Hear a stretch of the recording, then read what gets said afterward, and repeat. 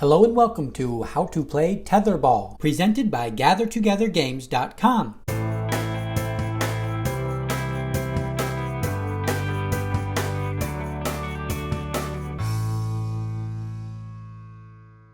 This video will cover how to play the game Tetherball. The video will start with the general concepts and gameplay, and then get into more of the details for the game. The game is played with 2 players. To play, you will need the Tetherball game. Thanks to Go Sports for providing the Tetherball game setup used in this video. The Tetherball game is set up and each player selects a side of the pole to stand on.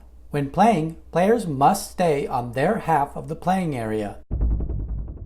The object of the game is to get the ball and tether to fully wrap around the pole in your direction. During gameplay, one player will be hitting the ball clockwise and the other player will be hitting the ball counterclockwise. The game begins with a serve. To serve, the player will hit the ball in their direction. The opposing player will then try to hit the ball back in the other direction.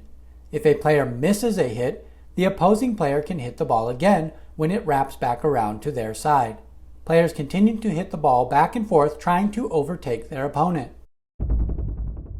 Once a player gets the ball and tether fully wrapped around the pole, they win the game.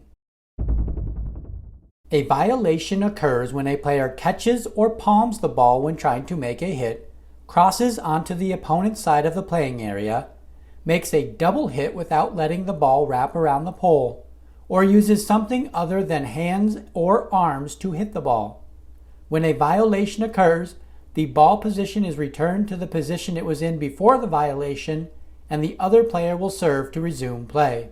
That wraps up How to Play Tetherball. If you found this video helpful, give it a thumbs up, and find more game tutorials by subscribing to the channel, Gather Together Games. Thanks for watching.